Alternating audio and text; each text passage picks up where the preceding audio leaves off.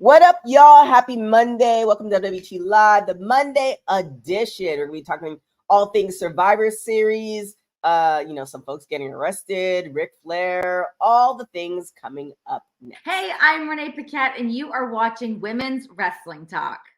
10, 9, 8, 7, 6, 5, 4, 3, 2, 1, 0.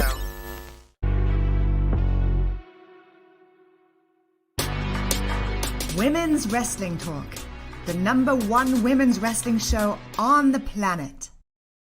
Happy Monday, y'all. Man, let me tell you, look, I had way too much apple pie. I gained like a whole 8 pounds. I did 2 workouts. I'm about to go and do 2 more this evening because, look, y'all ain't gonna catch me slipping at the end of this year. But that is my confession for Monday. But he is back.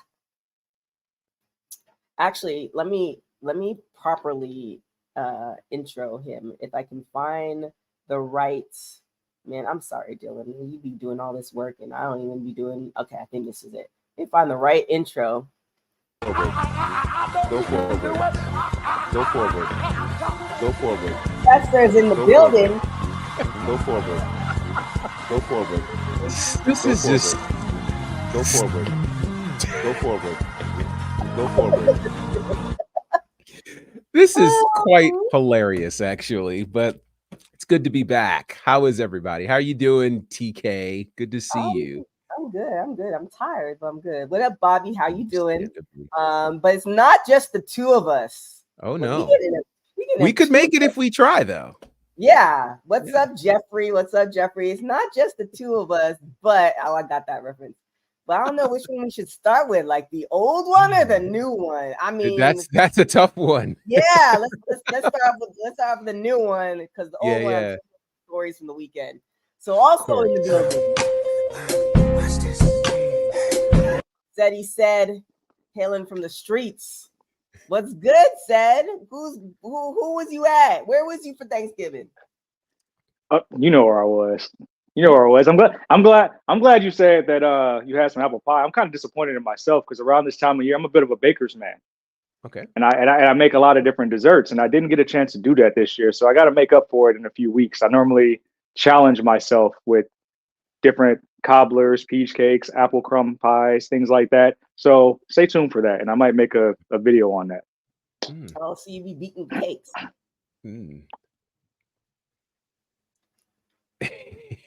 Oh, it's bigger, Boza. Just you wait. We're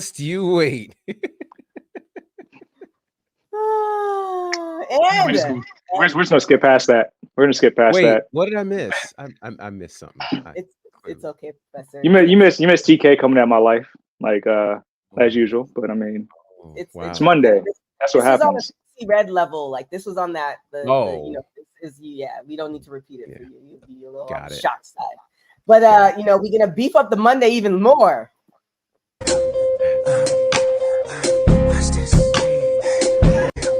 Coming together.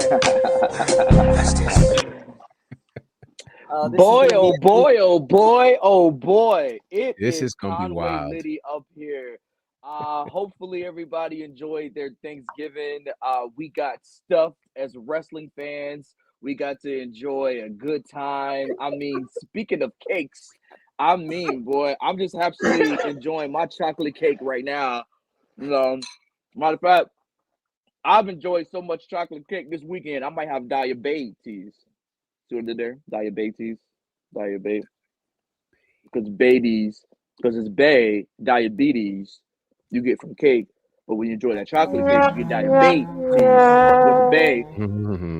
You guys don't want. Okay, well suddenly all is right with the world. Hey, there's a lot of right with the world, G Money, because professional wrestling wars are back. We gonna get in. I just want to backtrack a little bit. I ain't get stuffed with nothing. Let me clarify that. We do not kink shame on WWT Live. If you do, you do it. I mean, we don't kink shame here, though. No, we do not shame. No. My comment was really simple. I had a jerk turkey for Thanksgiving. Okay. Trust me when I tell you, it'll change your life. Did that jerky consent to that? Never mind. Never mind. And by the way, we do things consensually around here. Everything we do is consensually. Oh boy. Oh boy. Oh boy. Well, here we go. So what do you guys want to talk about? We like cake over here. Oh boy. So Well, nothing's in the chat already throwing the lead out there, so we might as well just. So let's go ahead and lead, right? There were many returns at Survivor Series. Perhaps the one that the people are talking about the most is the return of R-Truth. R-Truth is back. He is back better than ever. It's pretty exciting to see the return, and it was so good it sent set away. It's amazing. Wow. Dad had to get his Ruffles sour cream. You know, you gotta get my Ruffles, you know what I'm saying? Oh, man. Yes. Remember when we started out with 9-volt batteries? Now we need the Ruffles endorsement. You got the Ruffle potato chips. Oh, yes. R-Truth is back. And actually, I was very excited for that because it did certainly come out of nowhere. And, you know, I think sometimes we forget how much of a national treasure R-Truth is. You know, he's had the most reigns, of course, as the 24/7 champion, first African-American NWA world champion. He has been a real standard, I think, for all things WWE. And all of the eras that he went through, from K-Quick to, you know, R-Truth and all the things that he has done. People may remember that he got injured in a match at NXT. Did a flip over the ropes and landed on his leg in a really difficult way, and that's kept him out. And we've not seen him on WWE TV until this past Saturday night. So welcome back, R-Truth. And then also shout out to him. Like, I mean, you definitely were covering his wrestling legacy, but I got the pleasure to interview him during the pandemic. Yo, his story, absolutely insane. Like how he got into wrestling and all the things, to even how I think it was before the pandemic, maybe a year or two before the pandemic, where he made the next return after like whatever album he came out with, and then he was like he was aging backwards. We even talked about his diet and all that stuff. So I need to dig up that interview. Like really super dude, super great story. And you know, in the wrestling industry, and of course I'm just going off of like interviewing him, operated like R-Truth, it'd be a totally different beast in a good way. But you know, and like he used to hang out with Tupac, so I don't know how many wrestlers would say like they met Tupac and gave him a demo at a rap convention. You know, I don't think there's too many wrestlers who can say that. Could you imagine if Pac was still here and if Pac was like at WrestleMania with R-Truth pulling up? It'd be crazy. Tupac was still here, he would have did somebody's WrestleMania entrance this past April. No doubt. No doubt. Easily. That or something else, because we can talk about the whole. Anyways, what we got next? Well, no, go ahead. R-Truth, there wasn't a better way to bring R-Truth back. I thought that was so eloquently done, and because a lot of people have been very, let's say, anti brand placement, brand marketing, dating back to the dark match with Mountain Dew in January. People haven't been here for it, but that's a good way to do it. Yeah, you flex Alpha Academy, you showcase Pretty Deadly, and then you bring in R-Truth for the unison and comic relief. More R-Truth on TV is only going to be good for everybody, and I think he'll be the free agent category because, like the professor said, the last time we saw him, he was wrestling Grayson Waller in NXT when he got hurt. So I thought, obviously, it got overshadowed by some things we'll talk about, but really dope to see Truth back. He was like real sorely missed on programming. Yeah, and I also think. Oh, go ahead. Well, go ahead. What are you gonna say? I was gonna say, I think he's also a great, for lack of a better term, palate cleanser, right? Like a lot of the things that WWE is putting out so many different flavors right now, and I think he has got that particular flavor that is the right mix of all of the things. So after you're finished watching something super serious, something high flying, whatever, he can serve as that palate cleanser, which I think is necessary. Yeah, that's what I was gonna say too. I feel like New Day is headed in that direction too. I mean, they weren't in any matches. We saw them, driving up in the Slim Jim car. Like, what? First off, I think that's because they're waiting on the eventual return to like heat that group up again. That's just my speculation. It's like they're keeping them prevalent enough just to like. That's not what it is. Yeah, because I know. I mean, I kind of agree with Sad TK because you got to admit, I'm saying it. That's not what it is, she's saying that. Well, y'all know how she's saying it. I mean, what do you know, TK? Saying it. What do you know? For keeping the kayfabe purposes, New Day was with Brawling Brutes, and then they were with Brawling Brutes, and then Big E got injured, and then they had that going on. Then they kind of had that, ixnay on that, and then they had the feud with just Woods and Kofi against the Angry Vikings, the War Viking Machine, Raiders. The Viking Raiders. Viking Raiders. Thank you. With Eric and Ivar, but Eric's injured, so now Ivar was kind of getting that solo with Kofi. So now they're just kind of, trending water. Just treading water. But they're good at where they at. Kofi and Woods is good, and Woods makes a lot of money doing his gaming thing. I mean, so you can snap it to a Slim Jim on up, down, down. That's what I'm saying. Like, look, you just have to.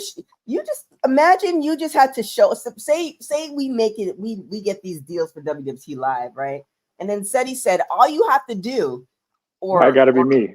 Why gotta be me? All you got to do is show up and flash a card. Or Seti said, all you have to do is like Seti said in these streets, and then you're out 3 minutes. 3 minutes of work, and then eat some Ruffles. And eat some Ruffles? Just eat some Ruffles. Eat some Ruffles. I don't know, man. 3 minutes ain't never been enough time for me. But wow. Okay, so also returning at the Survivor Series was Randy Orton, and let me just say the brilliance of how this was done. This was done in such a brilliant way. Of course, Monday night, there was the whole idea of who's going to be the fifth man, and they kind of let the cat out of the bag that it's Randy Orton. From there, when we get to Saturday, everybody comes into Saturday, yes, Punk, no Punk. Well, then we get the whole thing of, is Randy going to show up? Yep. I thought it was a brilliant way by WWE to troll us, for one, get us thinking maybe, maybe not. He comes in at the very last minute. It's Randy Orton. And let's just say this. Randy Orton, who's been out for well over 500 days at this point, with one of the biggest injuries and most dangerous injuries you could actually have. A back injury is not one that many people recover from, especially, as you move later into your career. So I was concerned with the idea that someone coming from a back injury, his first match is War Games. Like, that just seems like, whoa, you must be in great shape. And he came in and he did all of the things that you want to see Randy Orton do. And what's exciting to me about this is Orton looked the best shape of his life. Yep. He came in there, and I'll tell you, the feeling that I got from seeing him do that snap power slam that he normally does, right? Like, you literally are like, oh my gosh, this is vintage Randy looking better than ever. Almost feels like Eric Bischoff's music should show up somewhere, right? He's back. And this is exciting to me. And even to that super duper RKO, where they literally throw JD McDonough from the top of the cage and he catches them. I mean, it's all the things. It's the vintage DDT. It's everybody coming up and doing the vintage DDT together. Like, it was just special. It was really, really special. And some of you, might be wondering why we're taking this intentional time to talk about it, because it is worthy of talking about. We got major returns from people who we have significantly missed, who all came in and did their thing well. So shout out to Randy Orton, who I think came back in the toughest match you could possibly come back in, that being War Games. And I want to hit up Christy's point. Still angry over Punk showing up and taking all the attention away from Survivor Series and how great it was. Do you think, obviously, when you look back at it and you see how it all played out, there is definitely an arc, like even to the ending, because Kane had called it, right? Where they're pulling up on the cameras and everybody's like, okay, well, that's the end of it. And of course, how dramatic they were playing up the cameras, you knew something was going to happen. Like somebody who's been in entertainment, in the back end of entertainment long enough, you're like, they're taking weight, because all you have to do is press a button and the show's out. But the fact that that wide panning, shot was a little too wide for my liking. yeah, They the were fact that they're panning was wider. something was gonna happen. So with the question with Christy saying, do you think the addition of Punk and all this stuff was a good or a bad thing as far as Survivor Series? And before we get to that, I just, Seti said this is Dylan's comment, just so you don't miss it. Hey, when whatever. Yeah. I thought I was going to try to think of something witty to say. I don't got nothing. I have nothing. But did I miss the Orton talk? No, we're in the middle of the Orton talk. So can we just appreciate Orton's physique right now? This came out looking swole as hell. Right.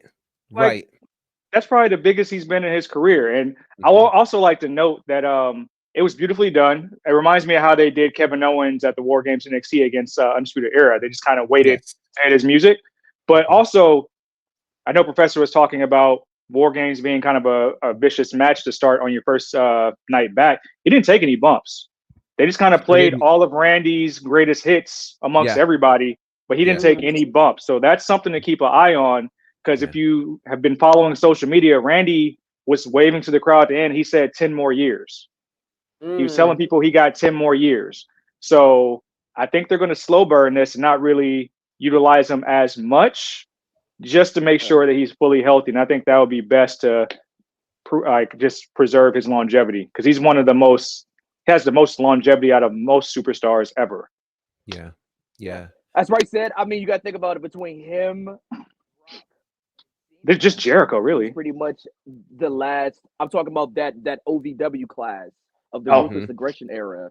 It's Randy at this point. It's just him.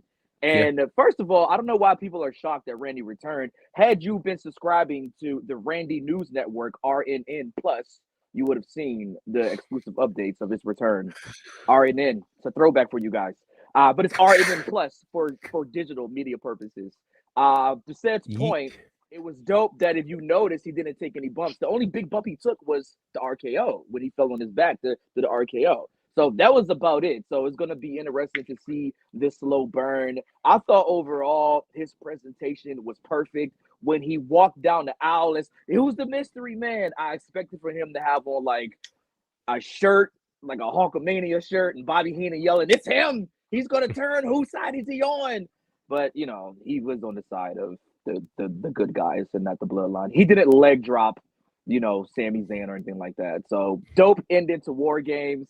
And again, we just saw that the fact that the camera panned out, they showed that copyright logo, it was a little too long, and then boom, it happened. It happened, y'all. It happened. Yeah. So let's talk about what happened. But before we do that, I have to shout this out, because I know once we get to that, all bets are off. Can we just shout out WWE for what I'm calling their minimalist design for this event? Normally they go with the super big stages, but because they were selling so many tickets, they said, Ixnay on the stage, let's get more people in, and let's just present a minimalist kind of stage. Turn the video walls to the side, and the way they made the All-State Arena look, it looked like there were 25,000 people in there. It was incredible the way it looked. G, you know why? You know why, G? Why is that? Because there was 25,000. Well, there it is. I mean, like, it was incredible. Again, they did the same kind of thing at Payback. Excuse me, not Payback. Backlash in Puerto Rico, and again, it made that space look incredible. So, shout out to WWE for figuring out that less is more, and those moments are special. I mean, it kind of takes you back, for those who ever go back on the network and watch, when WWE was at Madison Square Garden, they would do that kind of thing. And when you come through that small, important tunnel, like those kinds of things make a massive difference in terms of the aesthetic. So shout out to them. And I guess we should get to what everybody really came to hear us talk about, right? What's that? Kane's date? Look at Well, what you came Gunther to see. defeated The Miz. Oh, what? No, sorry. he did. He Gunther. did. And That was a great and match, by the way. by the way, and all of the matches, like all of these matches cooked, all of them. From the women's War Games match, which was just, oh my Lord. Oh God, it was amazing. You know, all of the matches. She did it again.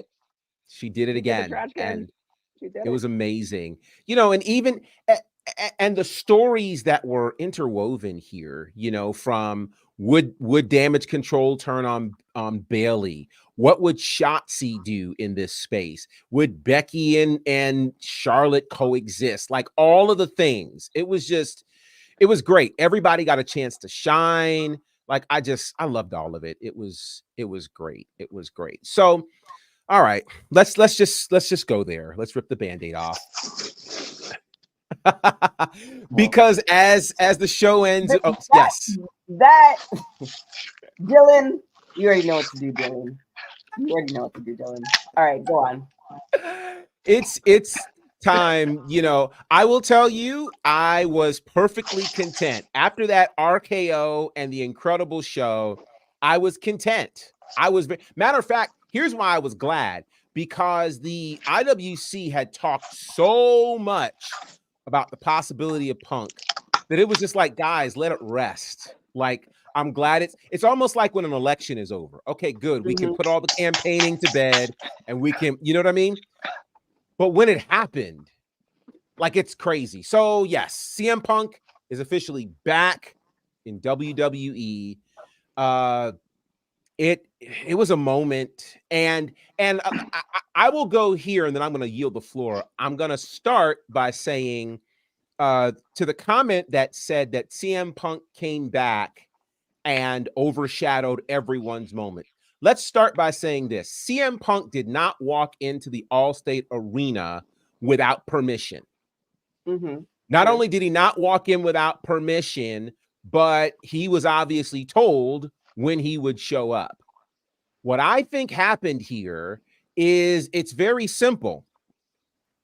Triple H and the powers that be said, we're going to give you a Survivor Series to remember.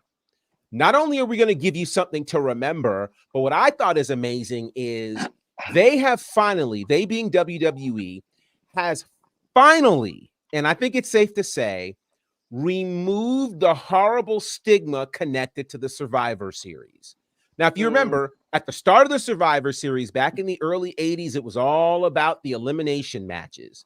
But by the time we got to 97, it was all about the screw job. And so WWE found themselves trying to replay that moment, and live off of that.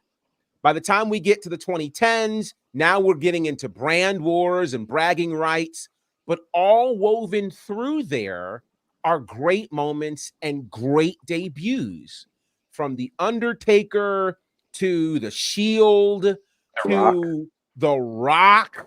I mean, you got all of these debuts. Of course, 2014 Sting, right? Dang! These moments. And now we can add this era of Survivor Series being War Games, incredible matches, and great returns, which includes R-Truth, Randy Orton, and CM Punk. WWE has officially shed the stigma of the whole thing with the Montreal screw job, and we're now in a place where WWE is officially cooking, and it's special. Oh, they are cooking on all four burners.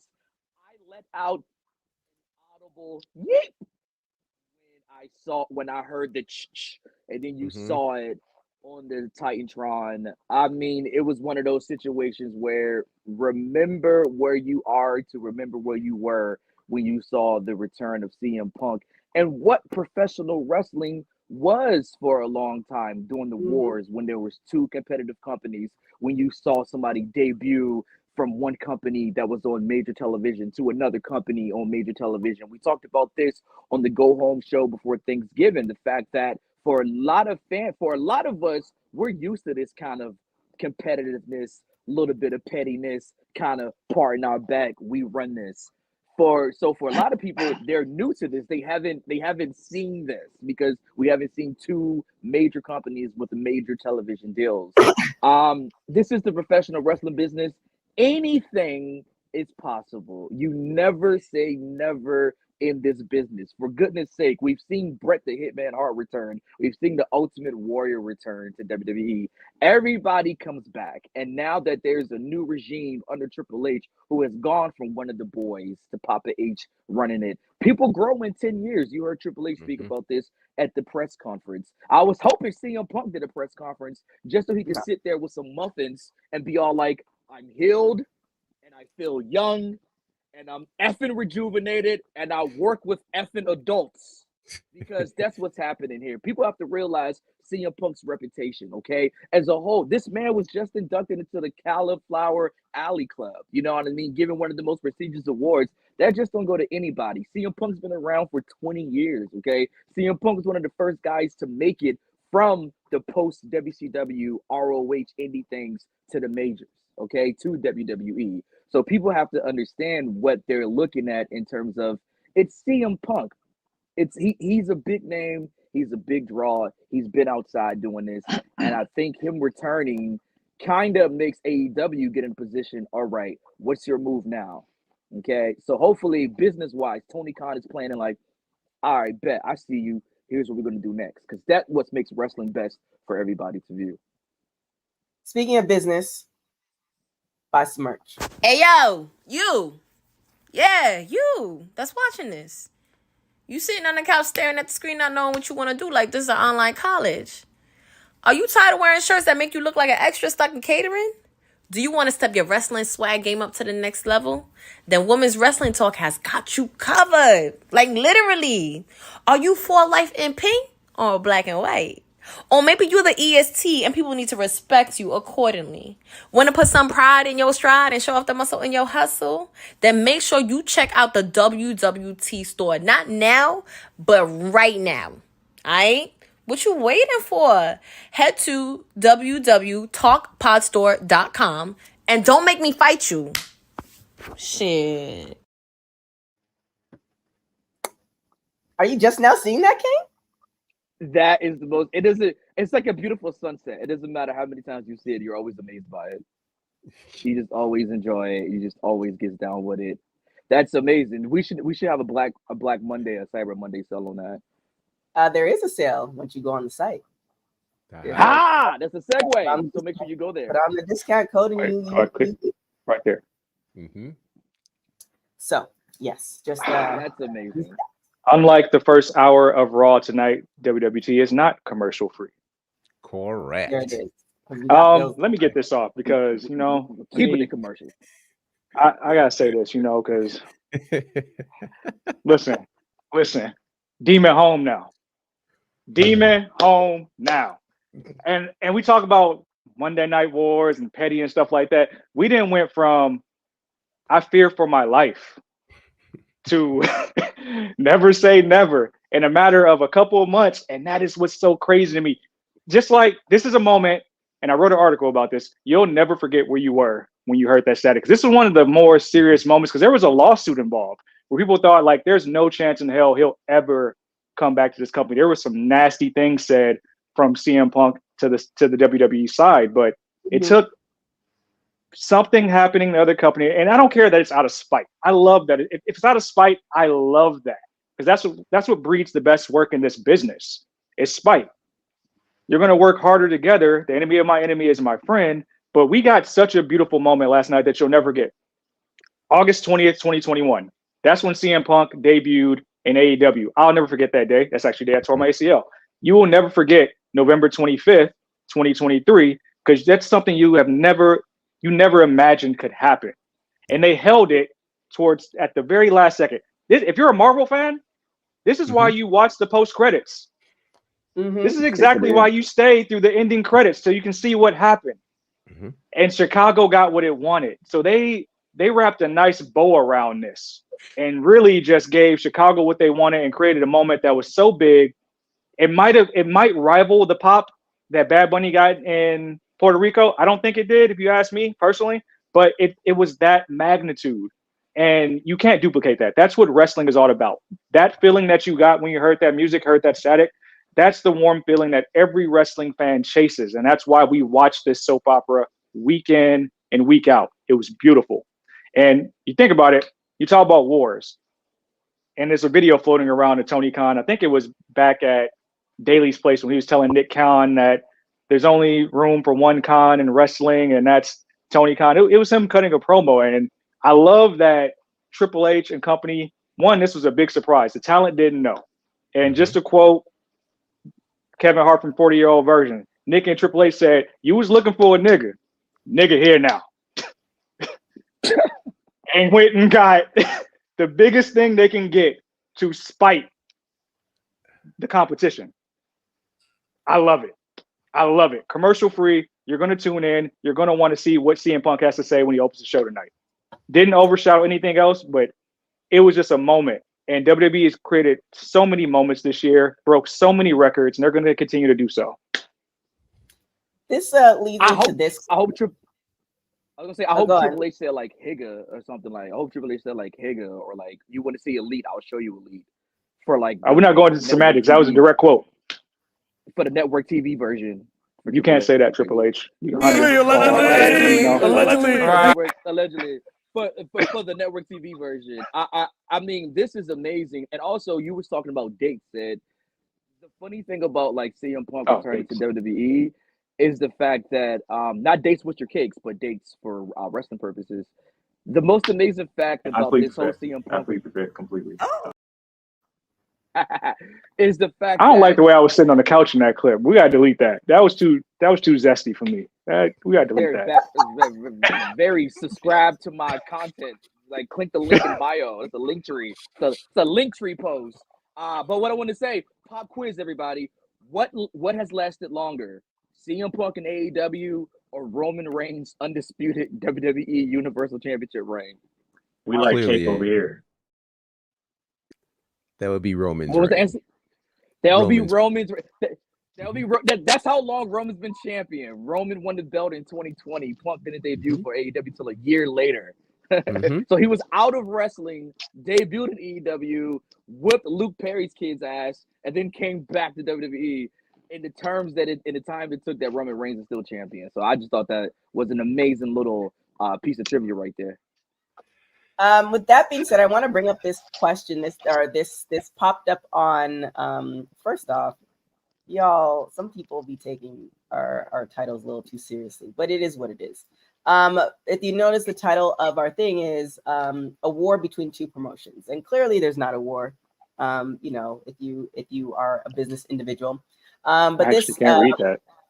Yeah, I can't. I'll read it for you. There's no war between WWE and AEW. AEW ain't nowhere near WWE's level. W is a global company. AEW ain't. So yes, of course, I think everybody can attest to that. But I think what's interesting to see in the social media world of it all, people like where do you think?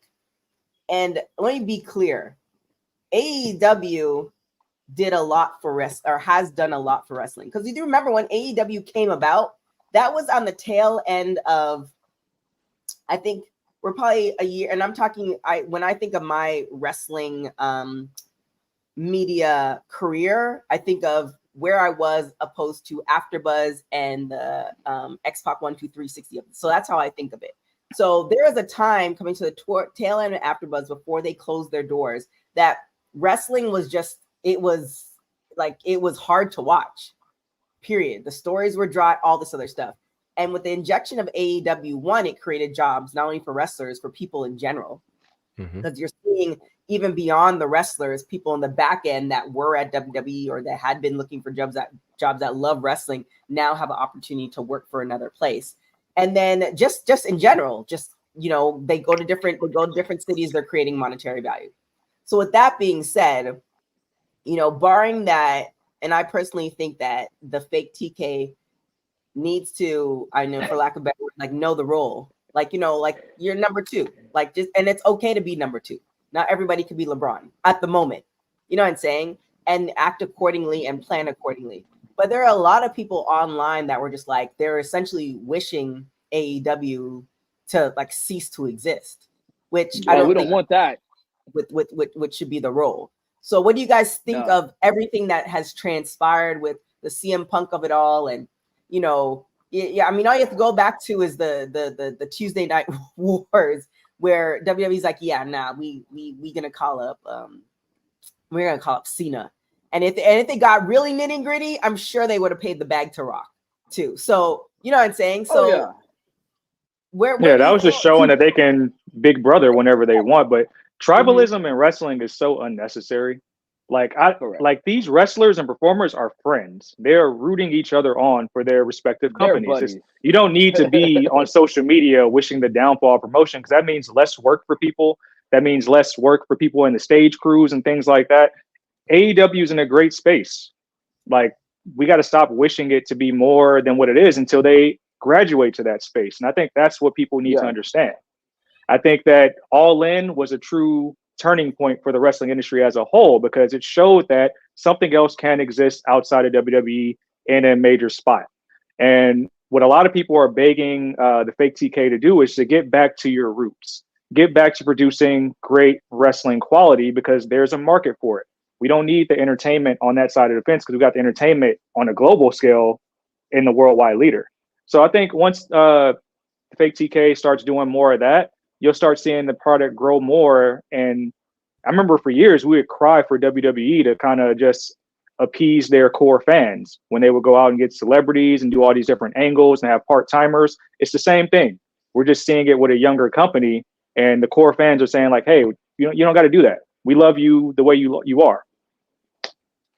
Well said. In my opinion, I think that first of all, pull up that tweet again, TK. Who was the person that tweeted us that? Surge? Yeah, the Surge. Hey, Surge, thanks for supporting us, man. Thanks for watching. I think that the war was really started by TK. TK was the one that was like, hey, we're going to war. Guru of all things. Okay, hey, shout out to Guru of all things. I won't talk too much about war then, because you're a guru of all things, Guru. So you know more about war than we do. But no, I think TK, when he did the whole war thing, he did a promo about it. Hey, Nick Khan, you know, we outside with it too. It's a war going on outside. Ain't no man safe, son. That's fine. But I think in war, there's battles that are won. AEW's won some battles. WWE has won some battles. Obviously, NXT moving from Wednesdays to Tuesdays was a win for AEW. We saw one of the Wednesday Night Wars. For Triple H to come out and say that it's not developmental, and then to say that it is developmental, that was a win for AEW. But I think that the whole idea of AEW going to the roots or going backward to just wrestling, you have to be careful with that, because this whole concept of we just want straight wrestling, that's never been professional wrestling. Professional wrestling has always had some type of storyline, entertainment, and wrestling aspects. Whether you want to go back to the first territory days, to carny fairs, to wrestling in Mid-South and whatnot, there's always been those elements. It's never just been straight wrestling. I mean, unless you're doing an exhibition match, which is just simple, you know, dark matches or whatever. But everything, the greatest feuds, Flair, Dusty and Funk, whatever you do, there's always been some sort of a storyline, a gimmick, and wrestling. I always say that's the fire triangle for professional wrestling, for something that you can truly sink your teeth in. If it has those three elements, that's when you're cooking. That's when you have the great ingredients. So I think Tony needs to figure out, as far as the angle of it all. To Dylan's point, very few people just want wrestling. That's kind of the problem with amateur wrestling and collegiate wrestling having as tough it is, because it's just straight wrestling. When it comes to professional wrestling, you want the theatrics, you want the entertainment, you want that. That's why, you know, Ric Flair, Nature Boy Ric Flair, was one of the biggest gimmicks to start off, because that was everything that it takes to really draw in an audience. At the end of the day, you want to sell tickets. This is professional wrestling. We want to get money from it. So Tony has to figure out the angle he wants to take. You see him tiptoeing a little bit with the Continental Classic, even though it's just becoming too many belts, fam. And it's too convoluted, you know what I mean? But you kind of see him want to just get back to the wrestling aspect with that. So I think that in this war, there will be battles won. WWE just won this latest battle. We're going to see how AEW counterattacks, Professor. Okay, so I've been trying to think about this. Remind me of the original question, because we've gone in a lot of places on this one. I'm going to get the original question is, where do you think, after everything that has happened over SummerSlam, so you know where we started, SummerSlam came, CM Punk came, you know, we already know the origin story as it is, as far as how he left, all the things. And now, you know, if you were playing players, like if you're almost taking two NBA teams, WWE has a stacked card. There are a lot of people online who are just kind of essentially wishing AEW to just go away. With that being said, you know, definitely don't hope that happens. But where do you think AEW, like, what's the next move for AEW? And somebody said, I think Tony Khan does know he's number 2. I definitely think he knows he's number 2. Does he want to stay at number 2? And the reason I say that is you have Impact, for example, who they know who they are, they know what they do, and they're very good at doing that. And the moment you look at your own, you stay in your own lane and you invest in your own product, then you can get better. And then once you get to a certain level, then you can start looking around and seeing what other people are doing. But this moment, it's really important for Tony Khan, I feel. And, you know, I'm just a small business owner, so, you know, take it away. Small business owner. We see your setup now. Don't tell that lie on TV. I want to say, look at that. Yeah. Because if you need to switch the angle, huh? Yeah. we just saw the clone run by in the back at least 2 times on this one broadcast. Listed. So you know, look at your own product. So I guess the question is, you know, where does Tony go? Where does AEW go? What happens now, or what do you think should happen? So here's the thing. And first of all, I think everybody has made some amazing points. I think, for one, I'll be a little strong here. For wrestling fans to suggest the end or desire the end of a company says to me that they haven't done their homework and they haven't spent enough time in this business. And here's why. For those who lived through the Attitude Era, and even prior to, you understood the value of having multiple promotions. The value of having multiple promotions does a few things. Number one, it ensures that nobody can rest on their laurels because there is the idea of competition. It also opens things up to additional wrestling fans because everything isn't for everybody. And so with that said, my hope is that AEW can really sit back and say, okay, what do we do now? And here's why I think that's important for them to say, because too much money has already been spent on the AEW side for them to say, hey, I'm just going to fold up this little project here. There are too many families that are at stake at this point. And that's what concerns me about wrestling fans. Let me pull my mic up. Wrestling fans, I want y'all to hear me clearly. And if you need to clip this. I want you to hear me. Here's the problem that we have. The idea that you get excited when somebody loses their job, the idea that you get excited when a promotion is falling on what you deem to be hard times, the idea that you think you know what happened in a promotion because one person left and now they've gone to another place. Oh, wow.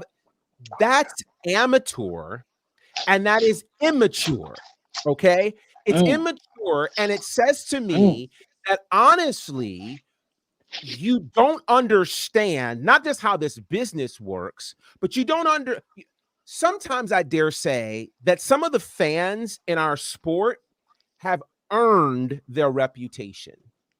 There's a reason why wrestlers don't necessarily want to hang out, because we've earned the reputation of being rude, of being condescending, of being the kinds of people that they wouldn't want to stay after. We've become entitled.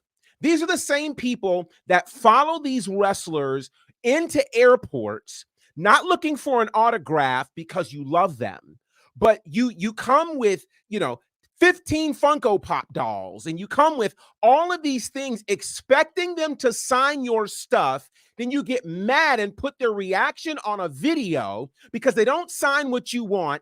And then you turn around and wish the death of the company that they work for. When you're not going to hire them, when you're not going to even buy a ticket to go to their show, you don't have any of their merch, you've earned your reputation. So that's why you have a hard time being satisfied. You can't be satisfied because all you get is what you think you want, and you don't even know what you want. It's sad. And so now other people have to turn around and try to convince wrestlers, hey, yo, we're really all not like that. We're really not like that. There are actually fans that care. So if you're sitting somewhere wishing the death of a company that you've never worked for, a company that you don't even have anybody connected to, all you do is read what the dirt sheets say, that's problematic. It's problematic.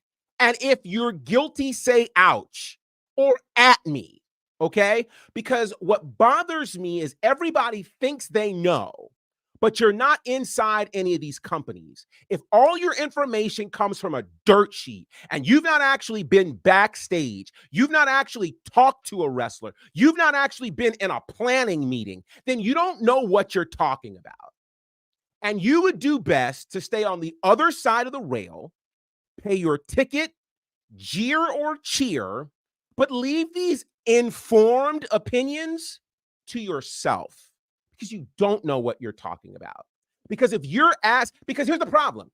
You're going to say, I want AEW to die. But then you're going to say, but there aren't enough companies supporting women wrestlers. And there aren't enough companies supporting wrestlers of color. Well, you can't have it both ways because one company can't do it all. That's why you need all of these companies, because some companies going to lean more towards one way, lean more towards another way, and everybody gets to eat. Everybody gets to eat. But if they close down, then what? Then you'll be mad because there's only one company in town. Pick a struggle. Like, seriously, pick a struggle, because this is ridiculous. It's 2023. You should do better by now, because you'll be quick. Yeah, I'm going off and I know it. You'll be quick to hop on the Me Too movement.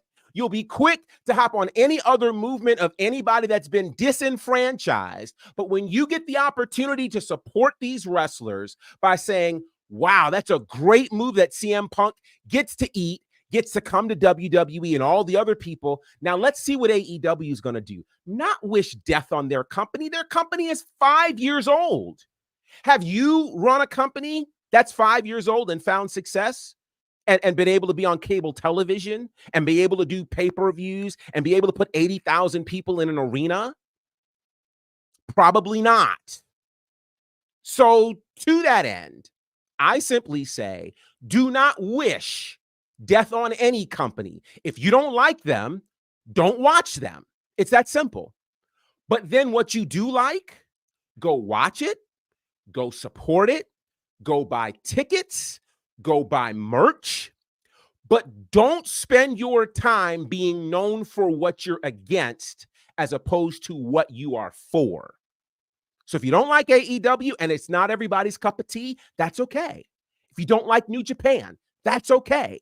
If you don't like WWE, that's okay. But if you call yourself a wrestling fan, there needs to be something that you like. Wave that flag, because you can wave that flag without stomping on someone else's. I'm done. Thank you for listening to my TED Talk. Oh my goodness gracious. Oh my God. Whoa, buddy. Tabernacle. I caught the spirit. I caught the ghost. Go forward. All right, Go forward. Go forward. Go forward. Woo. Go forward. Y'all go forward. Go forward. Go forward. Go forward. Go forward. Y'all are so bad. Oh boy. That was a word. That was a word. I was in Brother Love's pulpit. Just catching I wouldn't got my Bible, because that you fickle fans out there, when you get 3 minutes of a rant from Professor, you people are disgusting.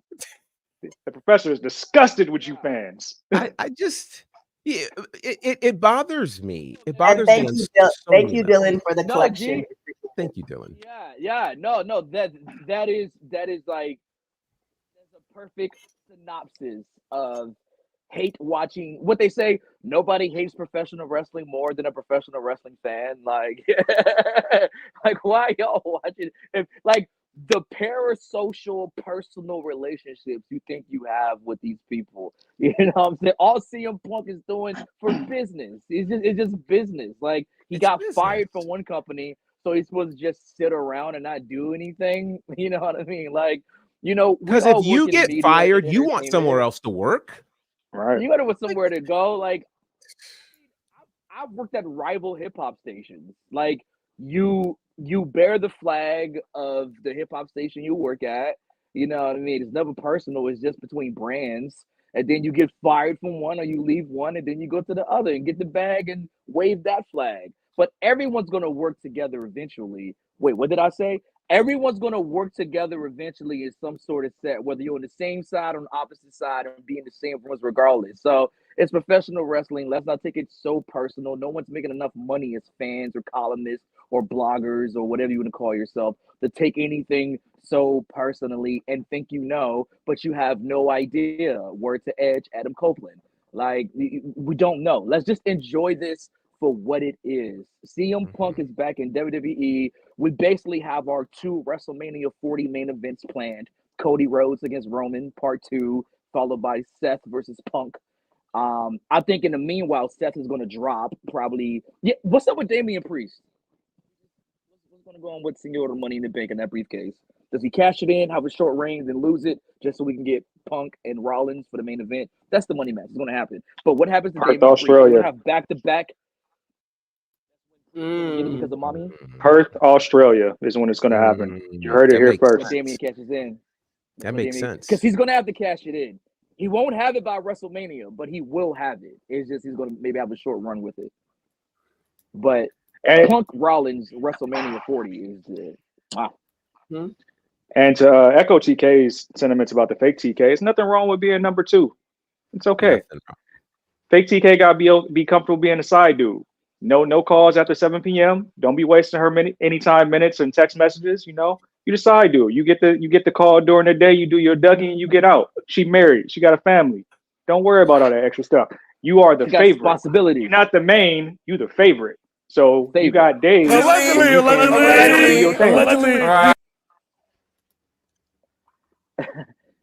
Days that end in Y. Yes. Yeah. It's a lot of them. It's a lot of them. You really spoke like you knew that life said. I'm just, Wow. I've lived a little bit, It happens. We're outside a little bit. But yeah, I think ultimately we're gonna have to see how AEW counteracts this. We've seen a lot of professional people in the business. I think Mark Henry had was on Busted Open Radio and was like, "Take your ass home if you got a problem with it." You know what I mean? This is wrestling. Also, let's talk about that because that's the second time Mark then popped off like that. in that type of on that topic. I mean, because you remember when the firing. You remember when the firing first happened, and Mark Henry, had some things to say, and it was somewhat sarcastic, in the idea of, okay, he's gone now. Let's see what happens in the AEW locker room. I think Mark Henry's comments, which for those, I'll attempt to transcribe them. I can't say them all, but basically he was Dylan Matthews, best in the business. Dylan, best in the business. You're the one. You are the one, sir. You are the one. Wow, that's awesome. That's amazing. Wow. The one. That's great. That's great. That's great. Mark Henry. He was basically saying that there are going to be people at the top of the card who will likely be upset with this news of CM Punk's arrival. And there are some people who may say, hey, I'm going to quit if this person ever works here, et cetera, et cetera. He referenced how Stone Cold, took his proverbial ball and walked home and went home. He said, but they all come back. Let me play the clip. So perfect. I'll show. He can say it better than I can. There's some people. Roll that footage. Not going to be happy because they're going to get less minutes. They're going to have to acquiesce to the new addition to the company. And there's a lot of people that will take their ball and go home. Hell, Steve Austin took his ball and went home before. Everybody always comes back. They always realize this is bigger than me. I don't want to be on the wrong side.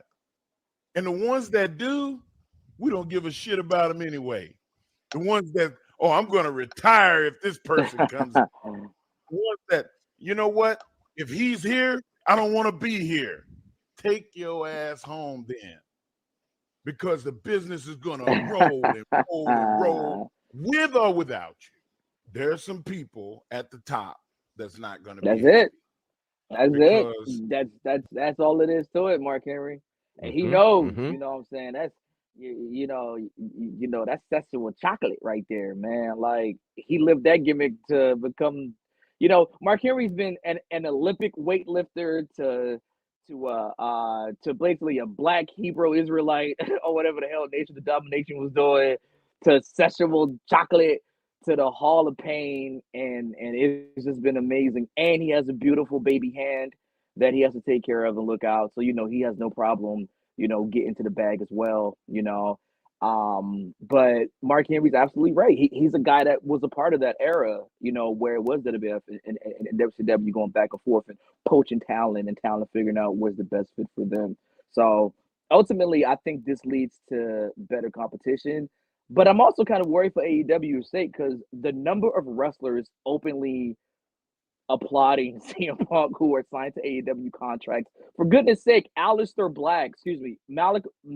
Black did a whole promo where he shouted out, he said, Cesaro, or CM Punk can't save you. Your boys are gone. When he was talking to FTR. He called Claudio Cesaro and openly said CM Punk on Saturday's Collision. Just for 2 hours later, see CM Punk debut in the company.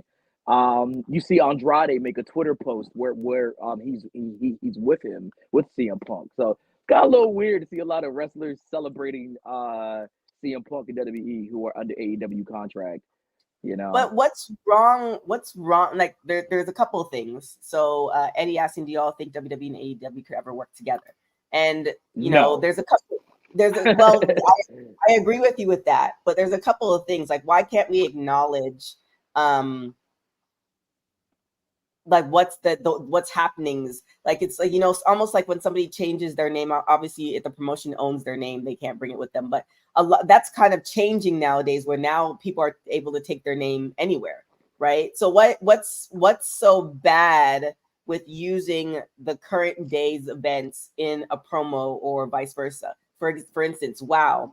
A lot of the WoW superheroes, they have moves that are, WWE based from a lot of WWE superstars. And they make reference to it in the show. They're not going to pretend like they made it up. You know what I'm saying? So what's so wrong with acknowledging? And we also see WWE is now starting to do that as well, where they're talking about, if somebody was in Japan or at another, they might just say other promotion, but at least they're recognizing that the person did exist prior to WWE. So I don't think there's anything necessarily wrong with that. Obviously, as long as you're not giving industry secrets. But I think it makes for, like you were saying, Kane, the competition of it all. Because that promo might lead into something else. Because if you think, for instance, MJF, was that around last year, where he was making reference of all these WWE superstars who were coming over, and we knew what he was talking about, and that was a fire promo.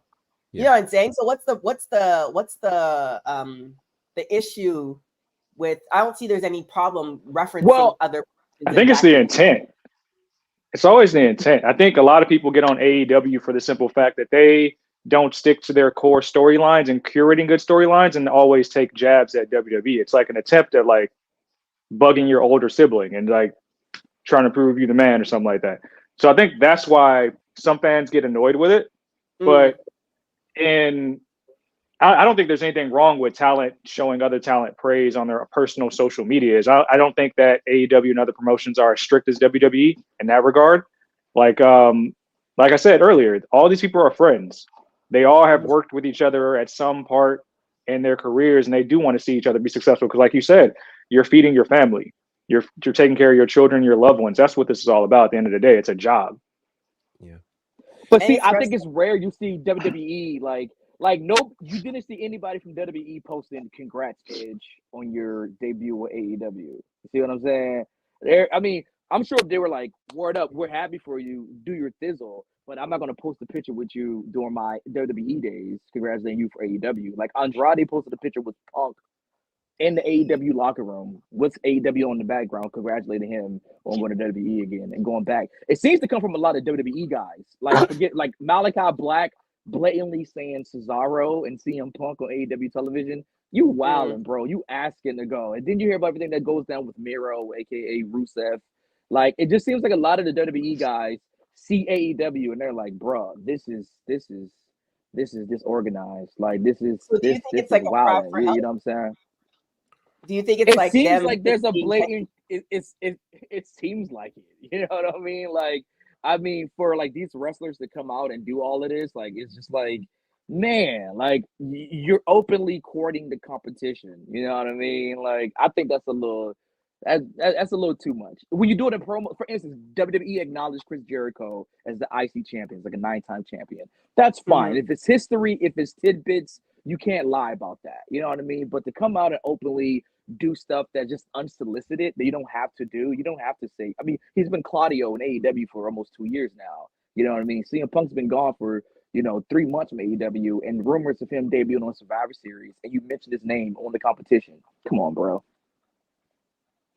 It's sloppy. I will say this though. I do think that people are congratulatory of new opportunities. A lot of AEW talent congratulated Jade with her announcement to going to WWE. So I think one of the things that a lot of us have to get used to is that a lot has changed in the wrestling world in terms of how certain things are handled.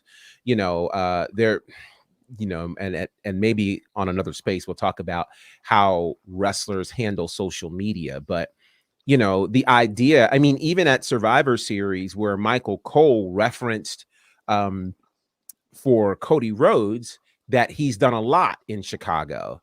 He talked about how, he had that Hell in a Cell match in Chicago. And then he referenced All In Chicago. So I think we're in a space now where the powers that be recognize that fans understand that people have been in other places and that people have history. I also think that the rules of engagement in different companies are different. So, there have been multiple times where, for instance, in AEW, WWE has been referenced in a veil and other times very blatantly, in a public forum. Whereas I only remember one time on WWE television them ever uttering the words AEW. So, I think the companies operate a bit differently.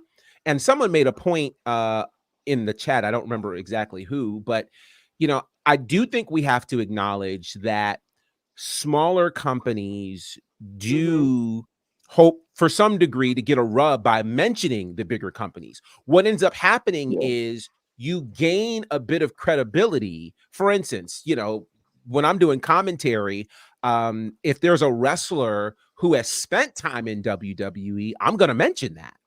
Because what that does for my listeners is they're going to automatically add credibility to whomever this is because they are familiar with larger companies. If they've been in AEW, Impact, any televised promotion, I'm going to talk about that.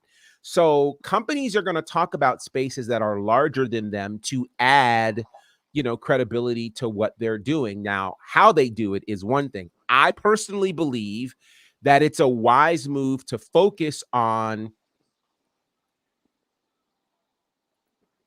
Oh yeah, this is the QT Marshall post. It's official that QT will be leaving at the end of Whoa. 2023. G. And to the point of AEW That's wrestlers big. openly cheering QT That's really Marshall. If you big. I check, don't even know if y'all understand how yeah, big that is. yeah. If you check his likes on Twitter, he's liking a lot of WWE contact. Obviously, Cody is his guy. They run the Nightmare Factory together, Right. but that is huge. And I thoroughly believe this is leading to something involving QT as well with WWE. Go back and watch. There's a documentary that QT Marshall did. I believe it's called QT Yes. Marshall, the Wrestler. It's It's available on on YouTube. Amazon.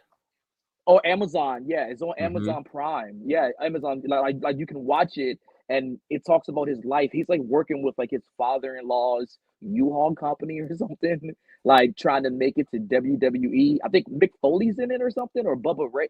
I think Blue Meanie's in it.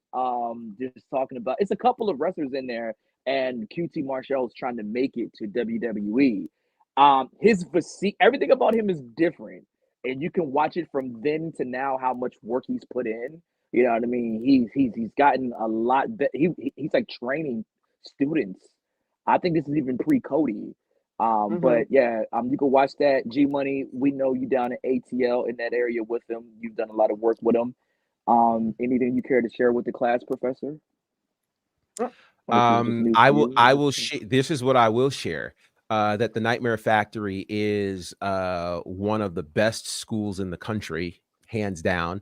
The people that they have trained have been absolutely incredible. You've seen a number of them on AEW television, Impact, Right. OVW, the NWA, WWE. You know, their footprint and fingerprint is all over the wrestling business. And so, you know, I am very interested to see what this is going to mean. This is going to have a very interesting impact. And QT is both still Latin America champion, right? No, he just lost that title. When he dropped it this weekend, or I'm asleep. Okay. So yeah, this is interesting. Wow. That might have been the first kind of clue right there. Wow. Right. Yeah, that's news. And it is confirmed that allegedly, Dixie Carter. that Dixie Carter is backstage. But come again, Raw's in Nashville, Tennessee. It's in Nashville, so you know, it's in Nashville. So she didn't have far to travel. Yeah, is she going to bring her nephew Ethan with her, you think?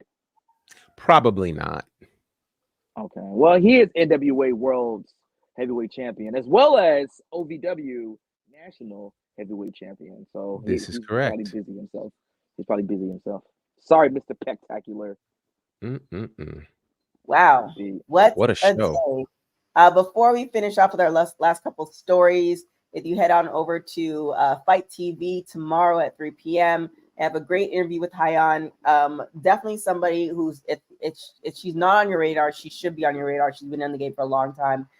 Great stories about Booker T.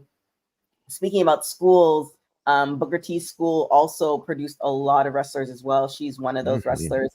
She trained for Roxanne, etc. So check that out on Fight TV tomorrow. And before we get out of here, what story you want to finish off with? You want to do some jail time? What you want to do? Well, I don't want to do jail time, but this is kind of a continuation of a story that we actually shared a couple of weeks, maybe months ago, regarding Tammy Sitch, the artist formerly known as Sunny. She was sentenced today, and she was sentenced to 17 years. And it's kind of scary. It's for that fatal car crash that happened back in 2022 that killed a 75-year-old man. Now, she was facing up to 25 years in prison for 8 different counts. The judge ultimately landed at 17 years for her. Now, she had an opportunity to speak to the judge and to the public, and she talked to the family of this gentleman. And she said, quote, "I know my words are not enough, but please know that I think about you every day."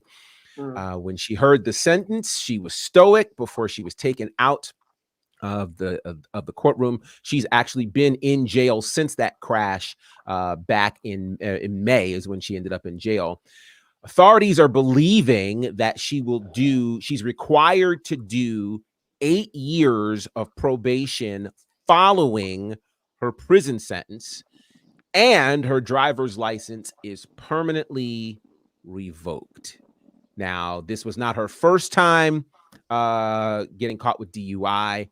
She actually had been arrested, if you can imagine this, 6 times prior for this same type for driving under the influence. It hadn't resulted in, a death as it did in this particular instance. So kind of a sad story for someone who at one point was the most downloaded female on the internet.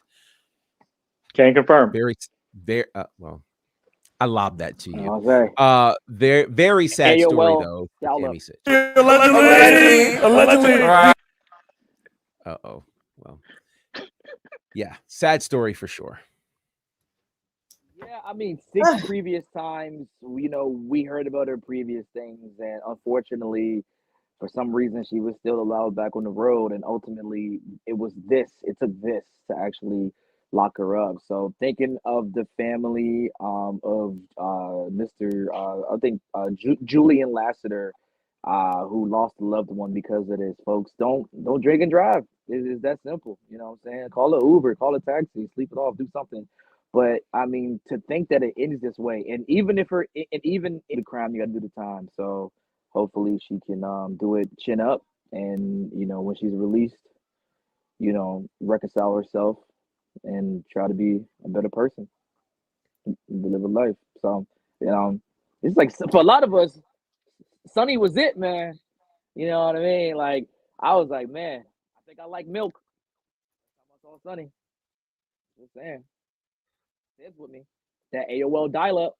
It took long for the download, like 28 minutes. Yeah, it's a long time. I know you want me.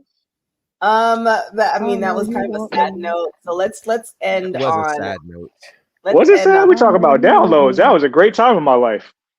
I know, boy. I was like, man, I was in that family computer causing havoc. Well, let's end on this. Undertaker. Yeah, that's where I was going. Greatest of all time. Really? Yes. Yeah. Better than you. Yep. Not talking, but right in the ring. Yeah. Right. Give me your Mount Rushmore of wrestlers. In a contemporary world, it's Undertaker, Hogan, Austin, and Shawn Michaels. Okay. Because Shawn is the greatest of all time. Really? Yes. I think I actually spoke about this on Wednesday. Did I? I don't know. I can't remember if I spoke about it. I think I said it somewhere. But anyways, that interview, I don't really watch too many interviews because there's really too many interviews to watch. I'm always working. However, that interview was hilarious on so many different levels.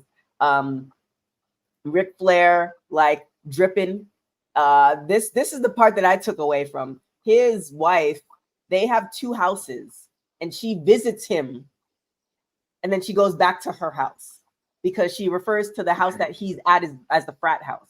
Like Ric Flair is still living his best life with like he's still doing the it's such a great interview because whoever did the research and the producer behind that did a really great job in taking through the ebbs and flows to his son passing away, to being revered by a lot of people in the hip hop industry, to hanging out with different people, how he goes now to he references obviously AEW. Is a really, really great interview. So if you want if you're somebody like me who just like you're always multitasking, that's a great multitasking interview to check out. But yeah, I don't know if it's an open relationship. All I know is, and I actually subscribe to this because I was like, man, it'd be really good because I really like living on my own. But like, yeah, like I want a relationship. But it's like it'd be good if like they were just in the house adjacent to, and you just come over. Like I like. Yeah. Aspiring men in the chat. Aspiring men in the chat. TK for the second time that I've seen on this platform just told you her terms. That's the second time I've heard something like that. So. Look, if we both could afford, if we both we live in life, the bills are still getting paid and all this other stuff. It's just like you do you take care of the house and all this stuff, and then Get you out my pop house. over. Yeah. Open relationship. I don't think Ric Flair is in an open relationship. Ric Flair. I don't think so either. Heart surgery, yes. Open heart surgery for Ric Flair, yes. Open relationship, no. He's not wrong. He's out of line, but he's not wrong. Woo! Flair. Let's talk about the Mount Rushmores. Let's go ahead. We can't. I didn't hear you. Michaels, Booker T. Flair, Angle, Michaels, Booker T. Okay. I don't like to do this because Mount Rushmore is like so American, but like there's only 4. I will co-sign that HBK is the greatest of all time from a pure in-ring standpoint. But it's hard to just pick 4, man. If I had to pick 4 from the top of my head, I'd say HBK, Orton, Brett. See, but what are the terms? Bray. See, my terms is always like longevity, impact, in-ring. That's why it's tough. So I gotta have Shawn, I gotta have Randy. I look at Jericho's longevity, I look at Ray's longevity, and I think those guys, but they never were like big stars like your Rock, Austin, things like that. So the criteria is always, the goalposts are always going to move with this. So I always fall back on longevity and in-ring work as mine.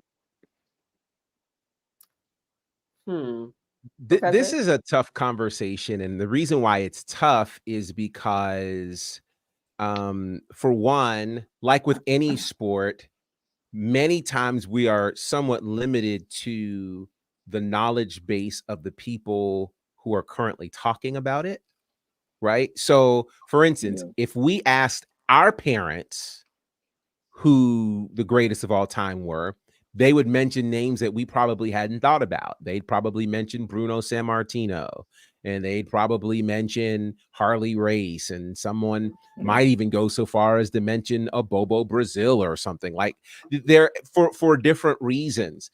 The problem with Mount Rushmore in America is it was built at a certain time and it never left room for any additions or changes. So, we could have had the greatest presidential run we've ever had. It'll never be on America's Mount Rushmore because who's going up there to build it? Right. So that's the hard part. Like, and some people might take somebody down from there to add someone else up. So it's a hard conversation that I probably don't have enough time to get into today. But if I had to just throw a couple of out there, I mean, for sure, Flair, Hogan, whether we like Hogan or not, when you start talking about what he did for pro wrestling, Hogan was the figure that most people who don't even pay attention to the sport, associate with wrestling. You probably have to talk about Bruno Sammartino. If you sold out Madison Square Garden 186 times, that's got to stand for something. Our modern generation probably wouldn't do that, but I don't, if we don't like a Roman Reigns reign, imagine a guy who held the title twice in a total of 12 years, right? This is some other kind of stuff. And then you probably have to add Austin to that, because if you think about, again, the most popular figures in this sport, Hogan, Austin, Sammartino, Flair, depending upon what other things you want to mention, if we talk about in-ring work, there's probably different 4 people there, right? So yeah, it's a whole podcast. It's the criteria. It's the criteria. It's based on criteria, really. Yeah. Because if you're talking about eras, then it probably is like that Flair, Hogan, Rock, Cena, or Flair, Hogan, Austin, Cena. Austin Rock's kind of like 1A and 1B or whatever you call it. By the way, my older sister, like just recently, was more wrestling, and she asked me if Wahoo McDaniel was still wrestling. Wow.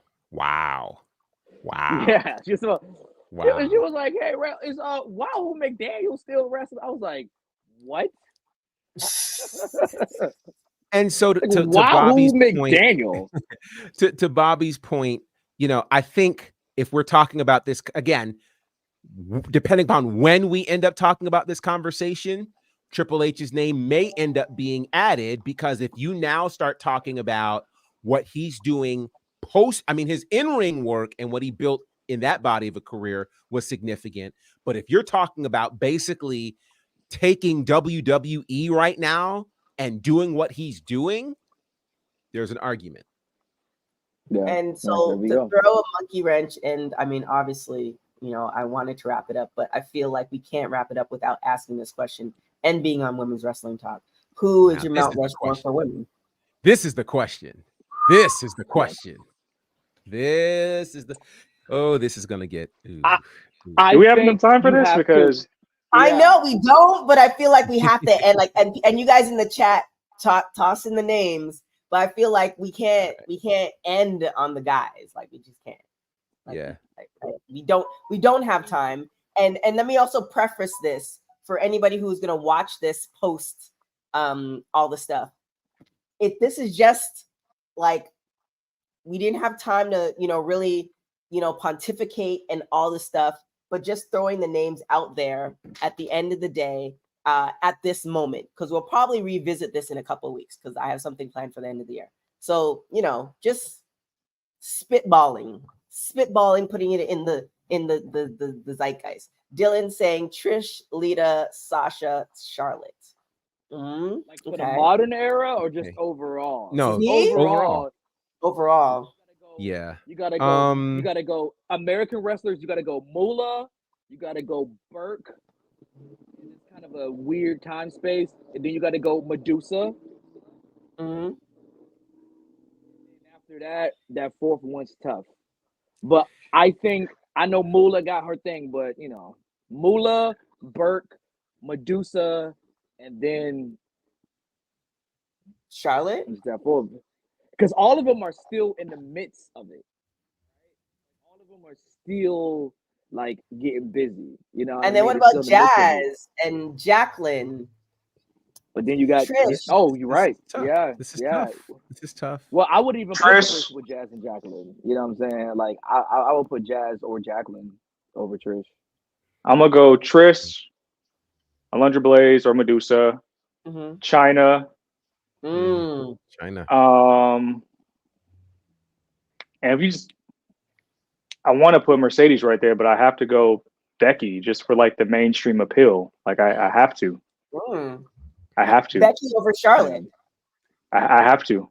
Just talking about like the biggest star. Like I have to. I want to put Mercedes right there because in culture, like we know Mercedes is like she's a better in-ring wrestler.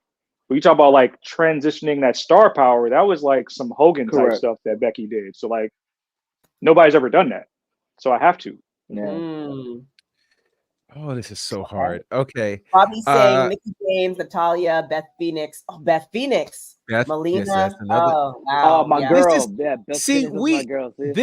This is a full discussion because we need to somehow be able to number one, qualify and quantify both our what are the criteria for this, and then what's our reasoning for this. This is hard. I think Moolah, again, taking personality and all this other, you're 28 years as a champion. I mean, yeah. So Moolah, this is hard. I have Trish on here. Medusa is a very interesting case. She's an interesting case. I mean, what she did in AWA, obviously she really kind of revitalized what the WWE situation was. And then of course, dropping the title. Oof. I need some honorable mentions. Yeah. I think Mickey James.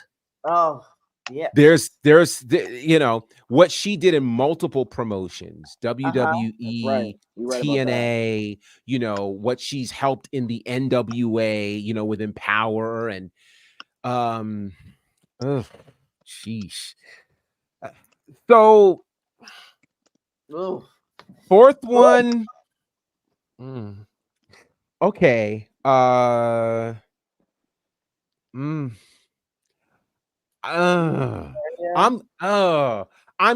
torn between two. So I'm going to mention the two that I'm torn between, and they're two vastly different reasons. One would be Gail Kim. Yeah. Because of, I mean, Gail Kim was the foundation. Obviously, she came in for a brief spat in WWE, but she came in and laid the groundwork that Impact is still building on. You know, the other one that I'm torn with is Jacqueline. Because Jacqueline, what she did for women of color, you know, is just insane. She was one of the first women that was involved in intergender matches on a regular basis, you know, and I mean, she just really is that person in terms of what she did as a breakthrough for women of color and women, you know, yeah. So yeah, I want some more time with this. Yeah, I mean, it's a good one. And I mean, a decade, a career that spanned 2 decades. Think about this. She wrestled men in the USWA and beat them. Correct. Won women's championships everywhere. Came to WWE, won the women's champion, and was the first woman to win the cruiserweight title. Like this is some significant stuff, you know, and did it on national network television. She was one of the first Black woman wrestlers. I was like, wait, what? You know what I'm saying? And it was so dope because that's why I mentioned Jacqueline and Jazz, because when Jacqueline was in WWF, you know, Jazz was getting busy in ECW, also whooping ass. So it was really she dope laid the to see, groundwork those for Jazz. two women of color. No doubt. Yeah, exactly. So, you know, and she's a pretty mean sister. You guys remember that group? I do. Terry Reynolds and who was it? It was Terry and it was Terry, Jacqueline, and TMS. Gosh, I gotta look that up. Terry, Jacqueline. It was Ken Shamrock's sister or whatever. That's right. What's her name? That's right. Ryan Shamrock. That's right. PMS, Ryan Shamrock. And like they managed Meat, aka Sean Stasiak, Stan Stasiak's son. Remember Meat? Yeah. Pretty Mean Sisters. PMS managed Meat. Welcome to the boy. Let me clip that man saying Meat like that, please, Dylan. So guys, do yourself a favor, because there's so much happening right now, and Raw's coming on in 20 minutes. Dixie Carter has just put out a post with a slew of pictures of people she's with at Monday Night Raw. Chelsea Green, TNA. Drake Maverick, TNA. Bruce Pritchard, Nick Aldis, and Cody. Like, it's all the old TNA guys on Monday Night Raw. This is TNA Global Force. What world are we in Impact right now? And I mean, she posted this. This is her post. She put it on IG. It's on her Facebook page. Oh, okay. It's on her Facebook. She did it real page. old school. Yeah. I'm like, it's not on Twitter. And she thanked Bruce Pritchard for her access into Raw. Guys, what world are we living in right now? This is amazing. This is amazing. Okay. I'm pulling it up for y'all if you guys want to see. Yeah. I was gonna pull it. So you already have it. I don't need to put it in the chat. You got it. Okay. Goodness gracious, I love this. Is amazing. This is amazing. I love professional wrestling, dude. It's the golly. I love. And for those wondering, Drake Maverick is a writer on Raw. For people who didn't. Oh, I was just about to like. I was about to ask that because I didn't know that tie. He's a writer. Yeah, he writes. Yep. The artist formerly known as Spud. That's I love this. I love this. I love the Rockstar Spud. Look at Rockstar Spud. Yeah. Oh yes. That's amazing. Wow. Everything's coming together. Wow. Professional wrestling. Wow. Nothing like it. And this is why we need multiple companies, family. This is why we need multiple companies, because this doesn't make sense without it. Thank you. Right. You've been watching all show, Ron. Thank you. Yep, that's the second Brother Love mention. G Money was in the pulpit with him, and now we see he appears with Sister Dixie, Brother Love and Sister Dixie together. That's right. Tonight's going to be great. Will CM Punk open up Raw and say for the first I thought time Orton in was 9 opening years, up he's a Raw. sports entertainer? Orton's opening My up. prediction is Seth opens up Raw. Oh, Who's boy. going to open? I thought I heard Orton was opening. It's gonna I'm be pretty CM sure Punk Punk's chat going to throughout the whole close. show. It's gonna be CM Punk chat throughout the whole show. Just get it Yeah. over with. Just rip the band. Give him just let it give go. him a mic.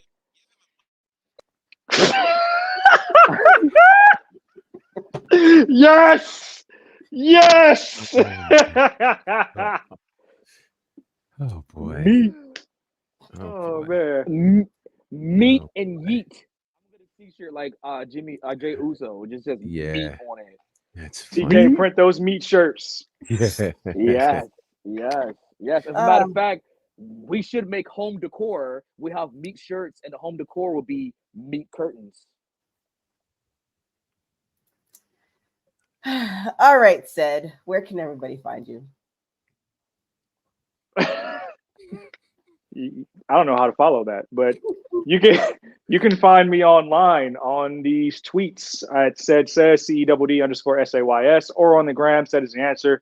Check out all my journalistic stuff on IG or Hawthorne Community Television or my website, cedricweldon.com. I did drop articles twice in the past week, so I'm in my bag right now. One on Survivor Series following the top 3 moments that we discussed today. One on something I'm very passionate about, and that's Survivor Series returning to the tradition of 5-on-5 matches. Very passionate about that. Check out those articles on dailyddt.com. Let me know what you think. Also, before we get up out of here, I think it's important to know the impact of CM Punk about to appear within the next hour. He has the most liked tweets for WWE of all time. Most liked tweet. I think it's over 200-some thousand likes, and it already has about 29 million views in just the 24 hours that's been up. The Rock just returned within the past 30 days or whatever it was. Mm-hmm. Biggest star in Hollywood, whatever. But CM Punk returned, did more numbers than that. Keep that in mind. We like cake over here. Nah, we like Ruffles. And I want the bag. I want the Ruffles sponsorship. You know what I'm saying? I plead the fifth. I plead the fifth completely. I want that deleted. I want that one deleted. I'm gonna go delete it myself. Oh god, so good. Cade, where can everybody find you? Yeah, man. Follow me, unfortunately, at Kane McCoy, CAINMCCOY. Again, I appreciate everybody rocking with me and supporting through everything. And CM Punk came back. I told him, I said, Punk, I'm sorry, but I'm about to come back to WWT Live and overshadow you with my return. So he understands, though. He's straight edge. He's cool. So happy to be back. Happy to be doing everything, man. And I just hope Punk opens up when he's like, on January 26th, I stopped being a sports entertainer, and here on, November 27th, I return to that. You know what I mean? Or on August 20th, 2021, I was a wrestler. Now I'm back to a sports entertainer. I don't know. Lean into it, but have some fun. Great time to watch wrestling. Let's enjoy it. It's meat. Meat. Professor, where can everybody find or Teflon G, I should say, after that promo. Dylan, go ahead and cut that. We'll just put that on YouTube and just drop it just that down, just by itself. My desire is for that entire rant to be the pinned tweet on WWT on Twitter. Make that the pinned tweet. Right. What have I done? Right. You can find me at Bonafide on all the socials. You can check out my commentary work with IWE and Southern Honor Wrestling on IWTV. You can check out my work with All Caribbean Wrestling on the YouTube page for All Caribbean Wrestling. You can also check out my work with the Nightmare Factory, also on YouTube as well. And if you're in Charlotte or anywhere near Charlotte, you can check me out at Ashe this Friday night. And you can also watch online by checking out their stream at ashewrestling.com. So go ahead and check that out. And of course, you can check me out here at WWT Live. That's about to pound the streets. This is Got to say it. How do you spell Ashe, G? How do you spell that? ASE Wrestling. Yeah, Ashe. Okay, well, that wraps up our show. So you guys can go and watch Raw. Melanin popping in the ruffles. Thank you, Special Little Nobodies, and Bobby and Dylan and cousin Ron and everybody else who's in the chat. We really appreciate y'all. Barry Monkey 99, Bosa, our informational officer, Jeffrey, Bobby. Thank you guys so much for joining. Yeah, this show was definitely off the chain. Oh man, it was a lot. Definitely go and check out. We did a WoW post show earlier today, so definitely check that out. Yo, Dylan, are you JD now? Are you JD now, Dylan? I'm sorry. Go and check out our WoW post show. We're gonna have our new show happening on Wednesday. Also our Total Divas live live show happening on Wednesday as well. And then also our new Impact post show is going to be happening Friday morning. So definitely a lot of stuff to check out. And then our interview with Fight TV happening tomorrow. And we have 2 other shows. So we have one show with Evan, and then we have 2 more shows with Fight TV that's going to be coming out. So a lot of things happening, y'all. You definitely want to stay tuned. And with that, definitely check out everything on Women's Wrestling Talk, www.talkpod.com, at WWE Talk. You can follow me on everything. I should put the real TK. You can follow me on everything at TK Trinidad. But yeah, we'll see y'all in a couple days, y'all. Thanks for watching Women's Wrestling Talk, the #1 women's wrestling show on the planet. Ciao, y'all. Hey guys, my name is Jade Cargill, and you are watching Women's Wrestling Talk.